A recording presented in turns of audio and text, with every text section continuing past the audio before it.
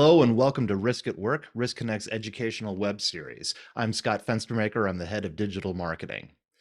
Today, we're talking about putting the plans in everyone's hands from a resilience and continuity standpoint. You know that there is an enormous difference between getting some kind of nominal go-ahead for putting a resilience plan in place and the actual ongoing and full-throated buy-in that one needs, not just from leadership, but from several different kinds of teams in order to actually have resilience plans and continuity plans work within your organization.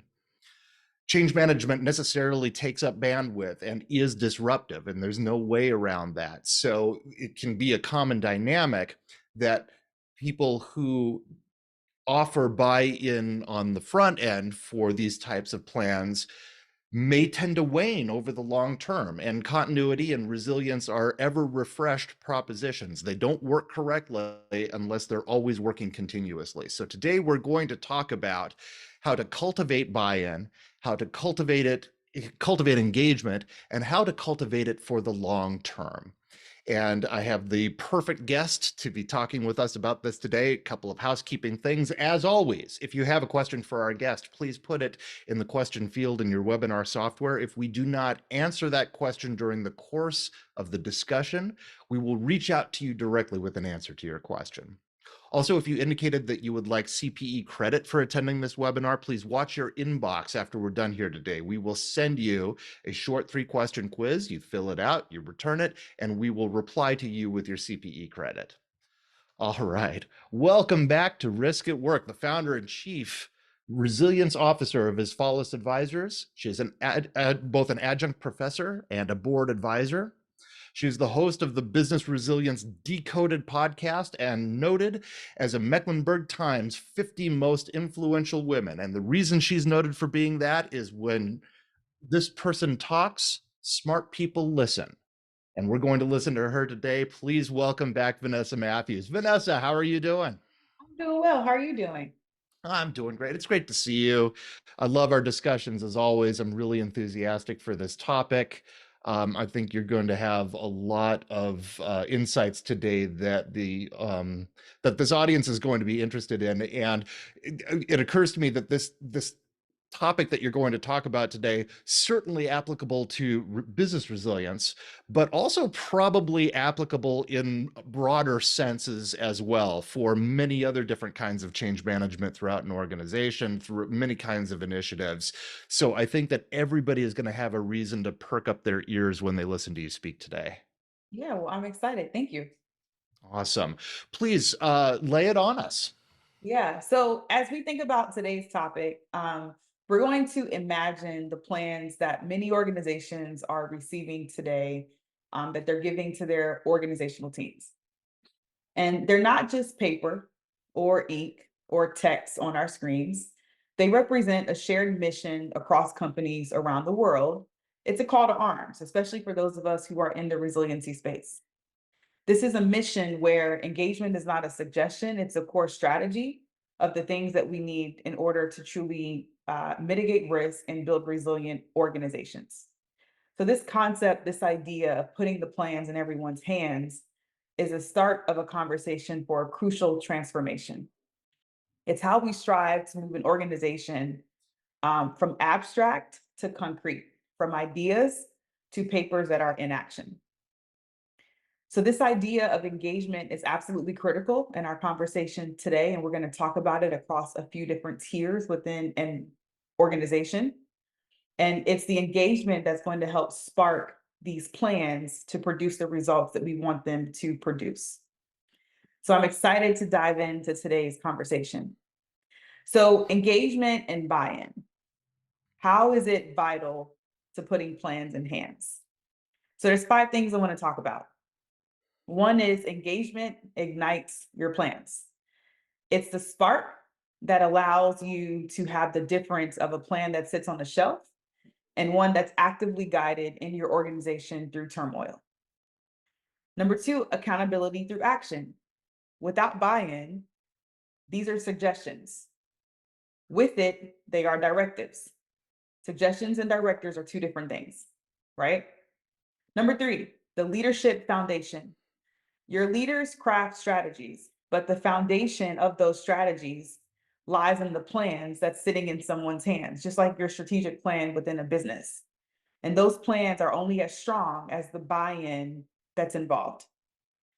And then there's the concept of cohesion versus chaos. Number four, buy in is the cohesive force that aligns your plans in everyone's hands. It ensures that there is a synchronized dance instead of a disjointed scramble, whether it's in times of crisis or in times of normal operations. And then number five is stakeholder impact. The plans and hands have everyone's name on them. And each organization's stake is not just in following them, but in shaping them through engagement.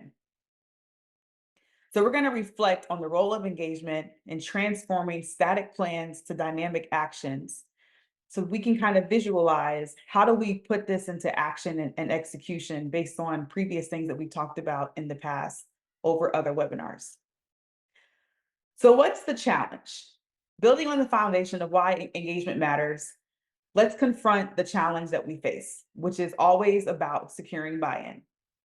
And it's not really about disturbing or distributing the plans across the company. It's about ensuring that the plans are in the right hands and that they're activated with the right people. And there's a process that we need to really understand of how do we do that. So in working with some of our clients, what we've noticed and observed is a pattern. A robust plan can be an artifact if buy-in is absent.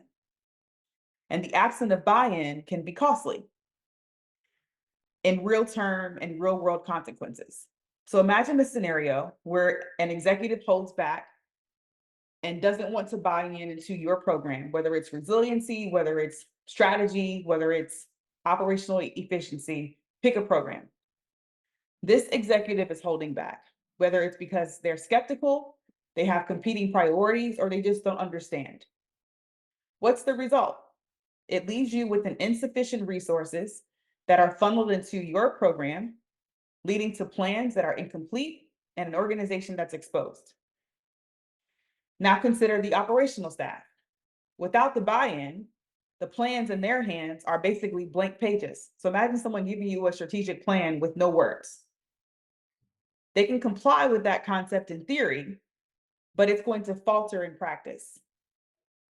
So engagement is not a checkbox, it's a continuous commitment that we need to embody. And then if we think about the tactical teams, our frontline teams are not fully committed if they can't see themselves in the plans. So we work with a team member who has a background in wildfires and responding and recovering communities that have experienced wildfire threats. And one of the things that I love about her is when she's reading a policy or a plan at a operational level or a senior leadership level, she's always thinking about it from a tactical level because she's boots on the ground responding and recovering a community from a wildfire. So she understands I can't get to the top of that mountain unless I climb it or unless there's a helicopter. I'm not going to be able to see what's in that community unless I'm in a sleeping bag or a tent overnight. So there's aspects of her role that we just can't really understand and fathom because of the buildings that we sit in and the spaces that we're in that really show up differently in her world. So it's critical to her that when you're putting a plan on paper, that you're thinking about the execution behind that and how it's really going to happen. So these are some common challenges that we see with buy-in. That seems like a very very full-throated level of buy-in to get up close to wildfires and to immerse yourself in the communities affected. I wanted to take a moment here to ask a little bit about if you could give a little color as to what exactly we mean by buy-in when we talk about it. So you've talked about a couple of things here, and um, I see that a kind of a typical garden variety buy-in is having, an executive leader say, yes, okay, go ahead with that. Like, I'm not going to commit any funds. I'm not going to commit any people, but yeah, you can go ahead and do what you want, right? That's one type of buy-in. Another type of buy-in is when leadership and operational teams recognize that they have to devote continuous time to something, continuous bandwidth to something, continuous thought to something, and that something is just as important as their critical path job that they're doing, right? So could you tell me a little bit about when you say buy-in, do you just mean somebody to give you the green light to go ahead and put a resiliency plan together, or are you talking about something that is a kind of a soul in the game kind of notion? Yeah, so I think it's both. And I'll use an example from, we'll take resilience out of it and just speak purely to leadership, right? So Mm-hmm. what I've always learned is if you allow people to weigh in, they will buy in. Mm-hmm. And so, well, what does that mean? Right. So, to your point, in order to get things accomplished, there's a goal, there's a metric, there's a KPI, there's something that we're striving towards. Mm-hmm. And then there's the resources that I need to get this done. Somebody's got to spend time over the next 90 days. Somebody may have to come in late or leave early. Someone have to may have to add more to their plate. We may have to do additional research or look at additional aspects of data.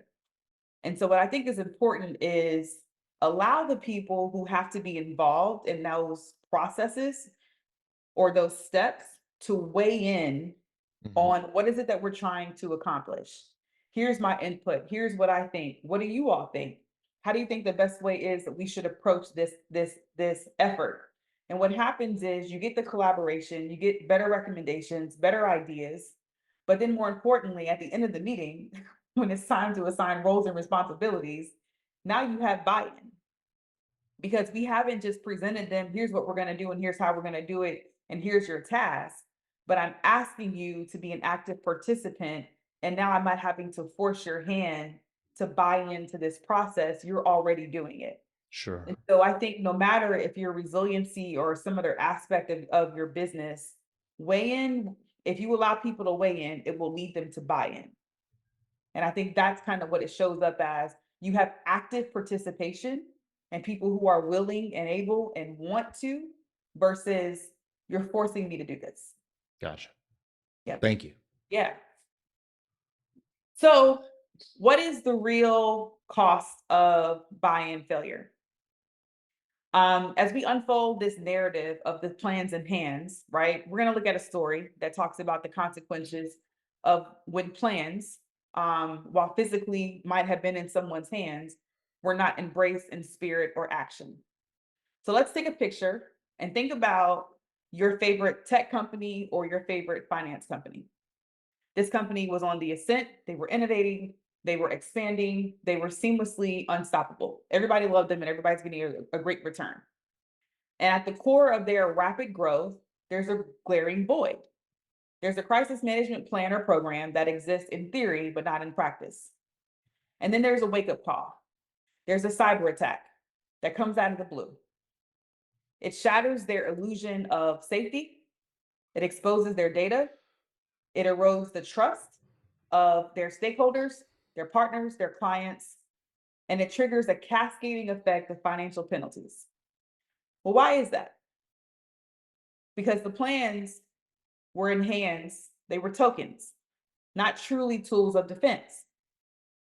So the lesson here cuts deep. The organization's leadership had the plan, but they lacked the conviction to buy into it fully. They saw crisis management as an afterthought, not realizing that the plans were as crucial as any product that they would ever develop.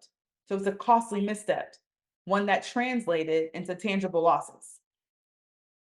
So you have your chief risk officer, despite recognizing these threats and advocating for a robust program and resources, they were met with resistance. The leadership team focused on market growth. They failed to understand that the true growth enabler is really resilience. And the plans remained a checklist that was unchecked. So the cost of inadequate buy in became apparent when this cyber attack happened. And it wasn't the systems that just failed, it was the collective failure to activate a group of people, not allowing them to weigh in so people could buy in. And the result is a tarnished reputation, trust that's diminished, and your valuation that's gone down. So, what's interesting is if you think about that story at a high level, I've seen that play across multiple industries, whether it's tech, finance, healthcare, transportation, higher ed, you name it. It's the story of most of our lives. And so we as resiliency professionals, we understand the real cost of buy-in and failure, but a part of the messaging that we'll talk about in a few minutes speaks to these are the stories that we have to keep top of mind when you're in an organization that might have a culture that looks like this at a leadership level, or when you're struggling with buy-in from a senior perspective. Because in some organizations, you don't have buy-in from the top. You only have it at a tactical or operational level. And so you're pushing up as opposed to pushing up and down at the same time. And so your approach or your strategy might have to be different depending on where you're at within the organization and your current state. So, bridging the gap. So, based on this understanding, how do we identify what the gap is? The gap exists in theory and practice between us resting our hands and the actions that they are going to inspire. So, there's three components of this gap. It's the concept of theory, it's the concept of verbal words, and it's the concept of putting actionable commitments into practice. So we oftentimes see where leaders head nod and they say, I agree, right? And that's to Scott's earlier question, right? Is that what buy-in is? When you just verbally agree and shake your head? But how often does that agreement turn into a budget approval, time allocation, training, resources, and truly commitment? And then you have this verbal support. And sometimes that might be able to manifest into allocated resources. But without that, you don't have a program. You have a checklist that may go unchecked. And then sometimes it leads you to actionable commitments. There's some organizations that can do this well, where buy-in is not their issue. And it's imperative to move beyond the head nodding. And this means turning every yes into a step taken, taking every I understand into a resource that's committed, taking every I agree into an action that's accomplished. So, what I thought about as I prepared for this presentation was when I think about diversity and inclusion or supplier diversity, one of the things that I found is DE&I and supplier diversity are typically two things in any business that are allowed to fail. But if we don't hit our sales targets, if we don't hit our marketing targets, if we don't hit our operational efficiency targets, someone loses their job. But when we're talking about diversity and inclusion, we're okay to accept failure for whatever reason. And typically it's because we don't have engagement, we don't have buy-in, the plans are not in everyone's hands, and there's not a consistent commitment. So what I've learned through DE&I leaders over the past 10 years of my career, some of them do this well. When they walk into a role and an organization says, I want to hire you as my chief diversity officer, first question they ask is, well, what does that mean? Where does this sit within the organization? Who does it report to? What does support look like? What are my resources? What's my budget? What's the data that you're going to give me right now in this interview so I can believe you? Where does accountability sit? Who has my back when I'm getting pushback? And what I love about what I've learned about them is they can understand in a matter of hours and or minutes if this is a theoretical conversation. Are we doing this in response to what we see in the headlines at the moment? Is it verbal support, but you don't really have the desire to back me in the rooms that I'm not in behind closed doors? Or do you really have actionable commitments and resources dedicated to this role and your salary, your bonus, your compensation is tied to my success. And so what I love is that I've seen DE&I leaders in different companies either accept or walk away from a role depending on these three items. So what it makes me wonder is, from a resiliency perspective, are we in positions where we're accepting or walking away from the role, or are we accepting what is? A few years ago, we did a podcast with James Green called "Is Your Ladder Against the Wrong Wall?" And I love that podcast because it talked about what type of organization are you in, and does that fit who you are as a professional? In my career, I have learned I'm a builder. I've got to build. If you ask me to come in and maintain something, that's not me. I'm gonna leave quickly. But if you ask me to build, to change, to drive, to execute, to improve, I can do that all day long. But sustaining something is not my highest use and my best skill set. And so I think those two things come into play when we think about how do we bridge the gap and truly identify what's our problem. And so out of this whole presentation, I think these are the three things. If you take a look at your program, what's your current state? And based upon your influencers or different stakeholders that you have, which three of these areas do you see those folks sitting at? I want to echo something that you're saying right now.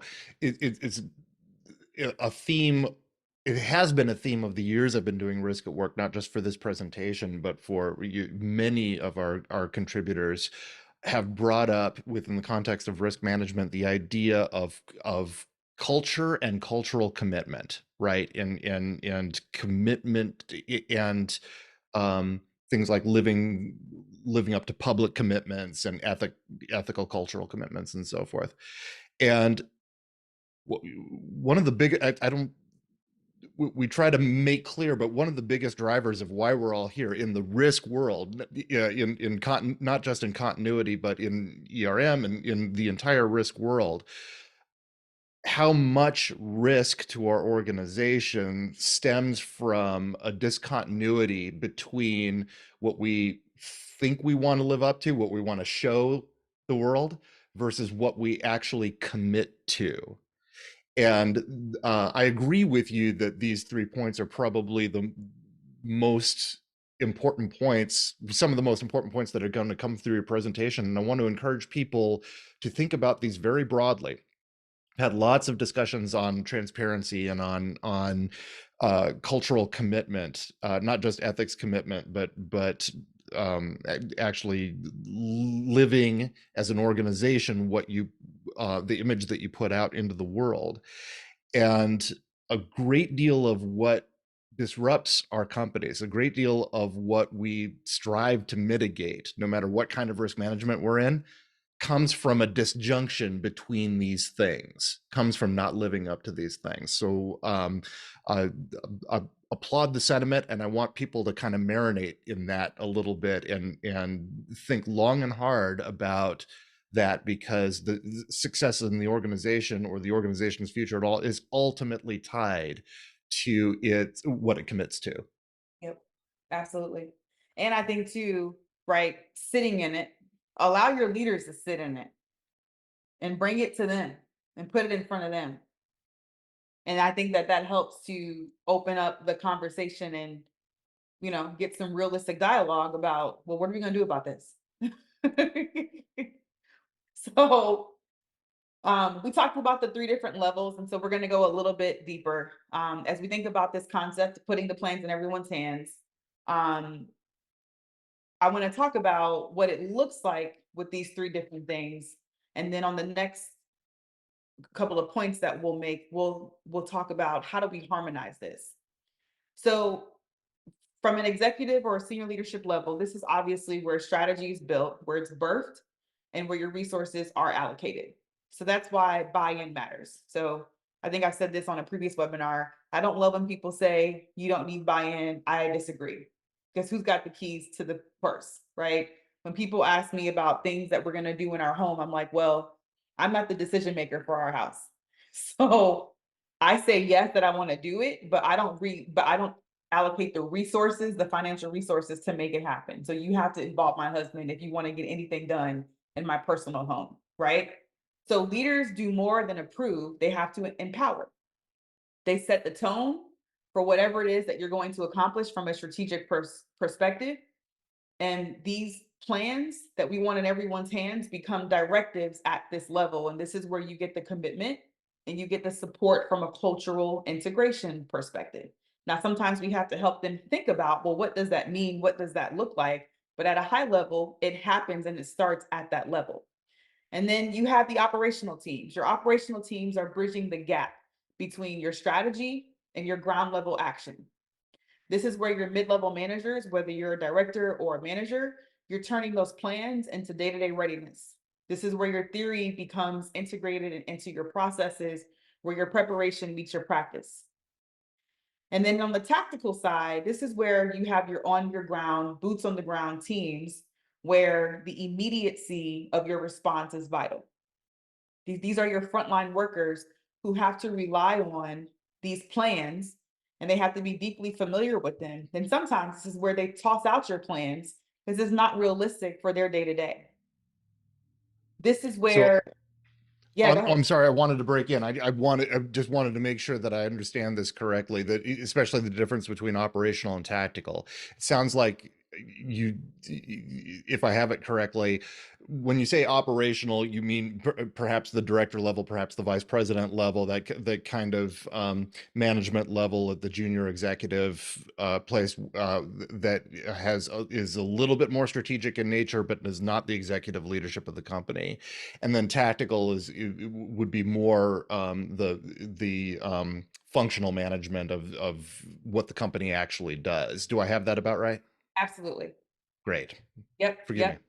So think about the fire chief versus the firefighter, right? The fire chief is at the executive level, the firefighter is at a tactical level, and all the folks who run the administration and the business of the fire department, those are your more operational teams. You got an HR person, you have an administration person, you have a budget person. Those are folks who are driving the operations of that business. So the true magic between these three teams or these three groups of people is when this is collectively combined, it's a collaborative resilience approach, concept, or process. It's where your strategic vision, your operational readiness, and your tactical execution, it's where they meet. And so that collaborative resilience approach is critical for your harmony. So we talked about engagement with executives. We talked about involving your operational teams. We talked about your tactical teams. So now with that collaborative resilience, how do you strive for integrated synergy? This is where your communication is absolutely key. It shows how we're going to bridge the gaps that we spoke about. How do we craft a seamless dialogue that helps you to weave together your insights from your three different tiers, your senior leaders, your operational teams, as well as your tactical teams, into something that's cohesive, that's actionable, that allows your teams and your company to be able to move forward. So while the three are critical and they can stand alone on each other, it's the integration of those three things that really pushes you into a level of execution and activating these plans into everyone's hands. And so, how do you win over the executives? So, we have a customer who came from the number one organization in their industry in the world. And now they're at the number seven organization in their industry in their world. And the number one had the number one emergency management program in their industry. So now this particular person, he's a chief operating officer. He's in a number seven industry. And he said, I want my emergency management program to be like the one that I came from. And I said, okay, well, unpack that. What does that mean? What does that look like? So he starts to unpack it. It looks like people come to my meetings. It looks like there's respect when I'm in my meetings. They don't miss my emergency management or the resiliency discussions that we're having. It means that we get the budget, that we have the resources, that people don't just come to our meetings and sit there, that they talk, that they share. So he's got a list of things of what he's envisioning because of what he's seen in a past environment. So it helps to provide the clarity, the scope, and the expectations. So we understand what his expectation is and what he's looking for. But more importantly, it's also preparing us to the conversation that he asked us to help facilitate for his executive leadership team. So now, because of his expectations, and we understand that this is a legacy that he wants to leave behind as he leaves this role someday, it helps us to translate and to figure out what are we asking of his leadership team when we get them all in a room. And so what we learned is that this leader and this organization, they asked us in to come in and do some benchmarking.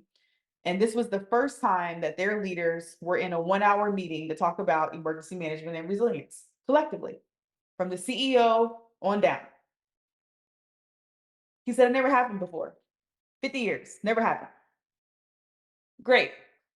So then number two, how do we speak their language, right? So we have the head of strategy, the general counsel, CEO, the operating officer, and the lead for their infrastructure arm for their business, because there's a lot of growth and development, which means each of those leaders cares about something different. So for us, we're having to frame our ask to something that speaks to them in their language and their business. So they're actively charged with moving people and product through their facilities, through their business, and managing the disruptive threats that happen all around the world that could impact them from being able to move those people and those products, right? So we have to keep our conversation honed in on those things. The other thing that we had to do was to use data to provide insight.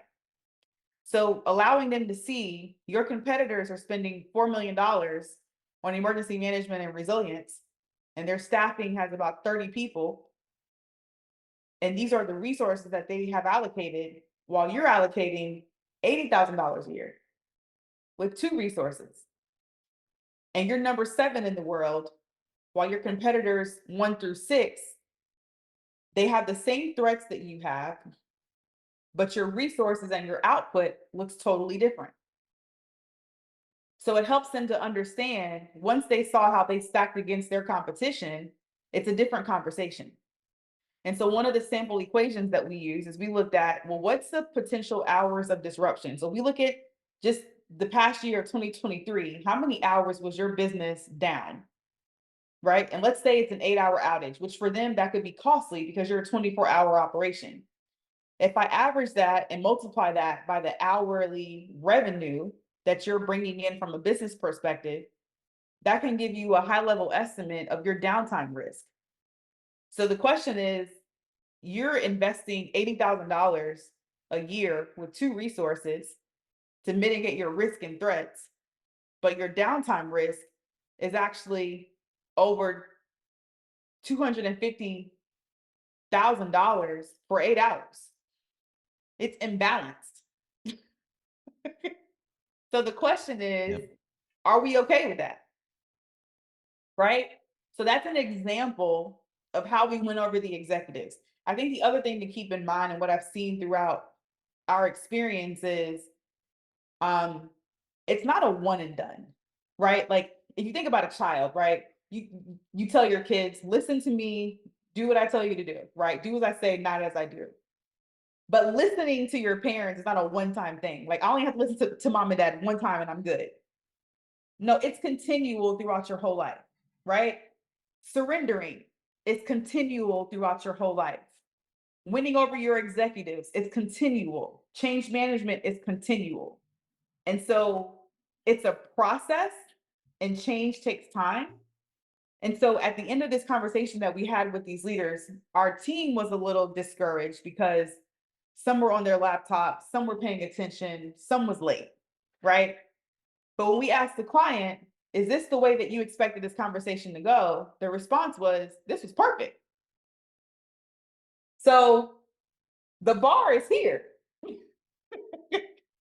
So now we just need more time at the batting cage to throw more bats, to throw more balls. And we'll take it from here to here, but we also have to understand that it's going to take time. And so, how do you rinse and repeat this process to win over these strategic level leaders that provide the resources for everything that we're asking for? So, when we think about operational teams, Forbes has a really great article about supply chain risk by Jonathan Webb. So, I want to walk you through a story and a case study of how this applies from an operational perspective and how you enact plans and hands and what happens when it goes well and what happens when it doesn't. So there was a car manufacturer that has been known for revolutionizing um, the world. And this company can be known as the founder of the lean principle. In other words, just in time delivery of goods, which is great and efficient, but it also can be proven costly and unprofitable. And it can show your business to be fragile depending on the disruption that you're experiencing. So in 2011, there was an earthquake. And in a matter of hours, 75% of this company's profits were washed away. Most of its production plants were closed and its supply chain suffered. So, to assure their investors were going to be fine, leadership puts out policies, plans, and statements. Everything's going to be fine. We'll never go through this again. Well, time revealed things.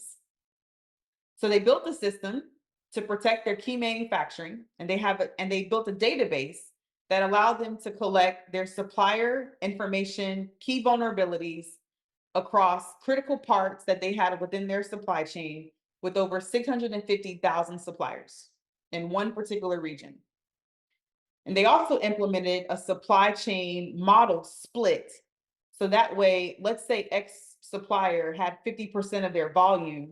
How do we translate another 30 or 20% to other suppliers to help us mitigate that risk? So these are all the things that they did preparing for an earthquake. Then another earthquake happens with a 7.0 shock magnitude. The car manufacturer had to suspend their production in 26 out of 30 production lines. The cost of that quake reduced their profit by $270 million plus. The manufacturer was forced to suspend their entire national production across Japan. Entire. Right? While their competitors only closed one plant. So 10 days after the shock, this manufacturer was able to reopen 5 out of the 26 sites that were closed. Again, while the competitors only closed 1.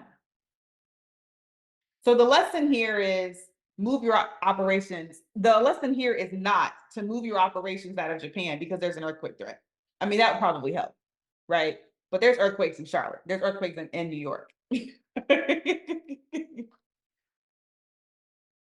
This is a lesson about your rivals doing a better job at designing effective mitigation strategies and resilient strategies. And so when you think about the wheel, preparedness, response, recovery, mitigation, etc., somebody was better than you at that system.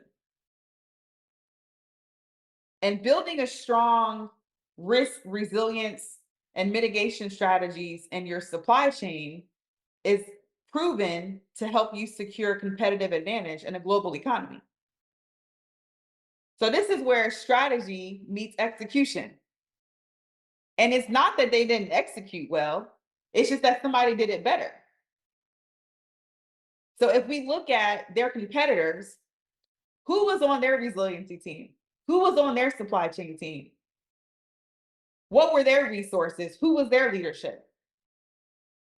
And how can we leverage that framework as a discussion or as a case study for how we communicate, whether it's tactical, operational, or senior leadership teams? How do we leverage this case study and others to show that this is a competitive advantage? And this is why it's so important to have all three of those teams working together into an integrated strategy.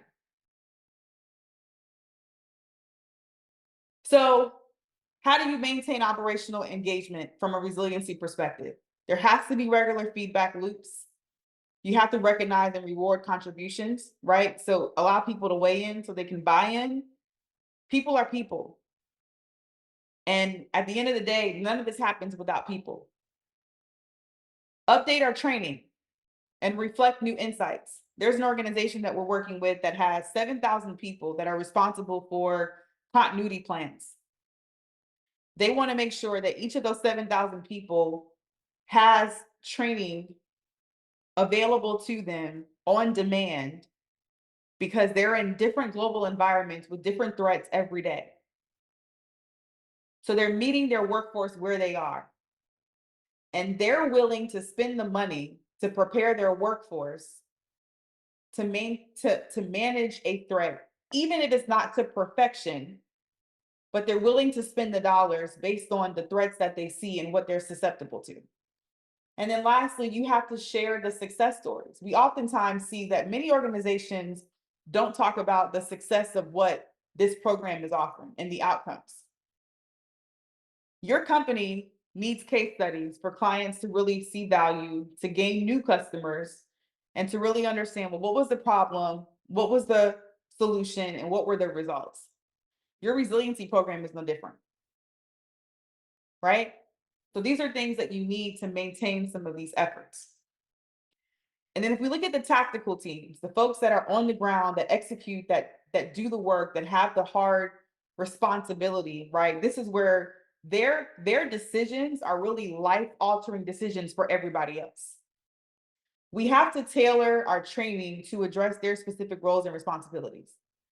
We're working with the client now, and the people who they're responsible for training don't feel like they're getting something out of the monthly meetings that they're having. So we're thinking about, well, how do we help this customer to restructure how we're leveraging everyone's time?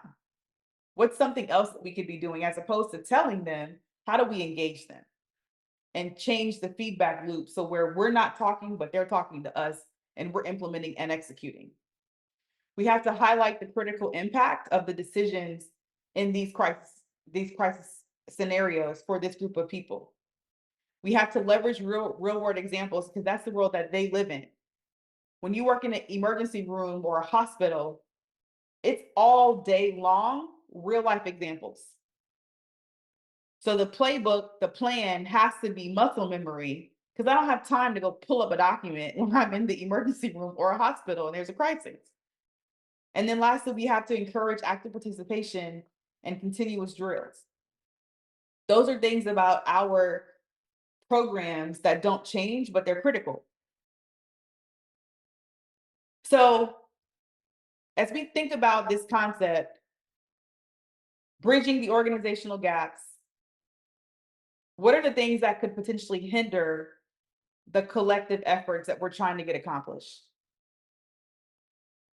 So we have to have response systems in place. They're a conduit for cross-functional teams. They align our actions to overall goals and plans. And when organizational teams understand and operate under a common framework, it ensures a seamless execution for whatever strategy you're trying to get accomplished. There has to be a culture of cohesion through your systems. There has to be a level of transparency that's encouraged and expected. And there has to be shared responsibility and commitment to continuous improvement. And lastly, in this digital connected world that we're in, we have to leverage integrated communications across various platforms. And they're vital to the success of our businesses. So without these things, it impacts your ability to be able to effectively collaborate and build a framework that's going to be consistent. Now, I also recognize that in some businesses, you might have public safety, emergency management, disaster recovery, resiliency, and those leaders are not aligned. And I understand that, right? So I think what's important is for what you can control, where can you bring alignment? Where can you have some consistency? Where can you have some unity so that once you get better leadership and different change at different levels, it's easier to build or transition the things that you were already doing into different systems and frameworks.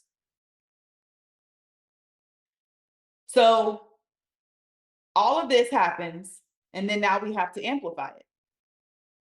So one of the things that I've observed is um, through pregnancy, what I learned is everybody's always trying to get you to buy something, whether it's daycare or nanny or crib or toy or whatever, a lactation consultant. Everybody wants you to spend your money. And so I told a friend, this is crazy. Everybody wants me to spend my money. And they said, don't pay attention to anything you see. Those are just traps to get you to spend your dollars. You really don't need all that stuff. Great. But the point is that everybody's always marketing you to buy something. And your position as a resiliency professional, you are no different. You have to market and brand. And for you, most of the time, it's internal. So you have to tailor your messages to the different levels that you're speaking to: strategic, operational, and tactical. We have to use our data and the way that we tell stories to be impactful. So we have a client that's in higher education on the West Coast. So I told them, start using your phone. Your CEO likes real-time, raw content.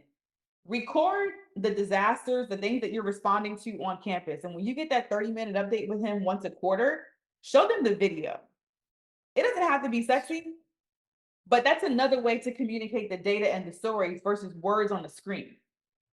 What are the communication channels and the frequency of how much you are communicating? And then how do you measure the effectiveness of what you are communicating? Are you asking people, is it effective? Are you measuring what the results are? And so this is something that, when I think about the last certification I received as a resiliency professional, marketing and branding were not a part of that certification class, right?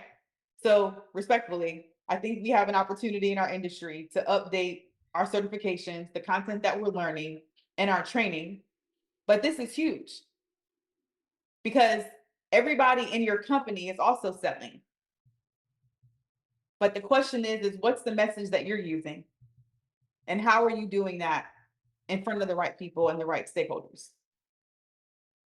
So, common pitfalls. There's 6 common pitfalls. So we're going to talk about what are they and how do we avoid them. So, lacking regular testing and updating. This goes back to buy-in and engagement. So the way that you avoid it is you have to create regular reviews. Regular could be quarterly, it could be monthly, whatever you define as regular based on your capacity and your scope. It could be twice a year. As long as you're consistent, that's what matters. Right? When I dated my husband, I dated him based on his consistency. I didn't care about your car. I didn't care about how much money you made. I was at a point in life where consistency matters. So build it into your operational calendar. Number 2, underestimating communication needs. We talked about marketing, but we need a comprehensive communication plan that addresses all stakeholders. A few years ago, I worked with a retail company, and what was interesting was, as an employee, I was frustrated because they brought in a new director who had no experience in resiliency and crisis management.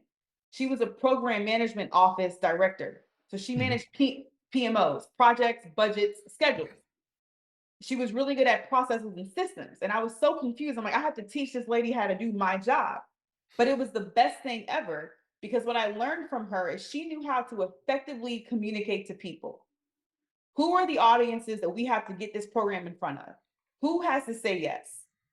What are they saying yes to? And how are we making sure that our message is clear, it's consistent, we have open communication, and we even built a sponsor spine to understand who can influence who's going to say yes, who's going to say no, and how are we going to get these people to jump on board with this program? And I had never seen, again, in my resiliency certifications, Communication, strategies, and plans to truly get the right support and to maintain it, I had never seen that. Another pitfall, failing to engage all levels of the organization. We have to implement training across the folks who are going to be involved and engaged. And we have to utilize these sessions to understand, well, what are our gaps? So oftentimes we ask our teams on a scale of 1 to 5, how confident are you in this specific area? 5 is extremely confident, 1 is I'm not confident at all. Once you understand your baseline, you know where you should be training at. But if we're not asking those questions to get better understanding, then we don't know. You have people showing up for trainings that are getting nothing out of it, but the food that you're offering, right? Number 4, overlook the non-technical aspects of resilience. We have to balance our focus between technical solutions and the human elements of resilience. Leadership, decision making, psychological safety, strategic thinking, those things matter. So, technology is a tool and it's great, but it's not the solution. You still have to think because sometimes technology fails us. Insufficient flexibility in our plans. We have to design our programs to be flexible. We had a scenario recently where we have a process for how we do what we do. And we were kind of rigid in that process. And then something changed within the client's organization. And so I said, guys, we have to have flexibility within the framework. But this is what our process is. That's cool. But it doesn't matter if this client is not going to be able to bend towards that. So we got to change it. So, how do you make sure that you're building in flexibility? And then, lastly, an adequate resource application. We have to make sure that we're adequately resourced in terms of budget and personnel and to be able to communicate. And so, this example that I talked about earlier about the number one company in their industry versus the number 7, when we got to the last slide with the senior leadership team and there was an ask, the COO looks at the CFO and says, so in other words, I'm asking you for more money. And this is the slide where she's asking for it. So go ahead and put some zeros in that checkbook. They're telling me I need to ask you for more money. It's not my fault. I need to ask you for more money. I love it. So in closing, we talked about a few things. The key insights that we touched on are the buy-in challenge, strategic engagement across all your 3 levels, executive, operational, and tactical, and maintaining your momentum.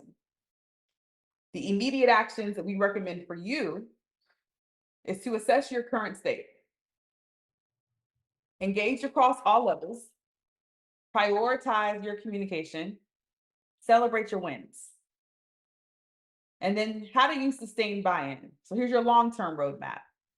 Leadership advocacy, cultural integration, and continuous learning and development.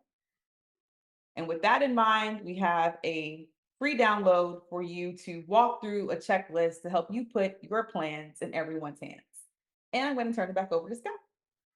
Well, I think we have time for a question or two. I'm interested in when you talk about assessing the current state. I'm interested in knowing a little bit about how do I know if how do I know if my current state's good enough, right?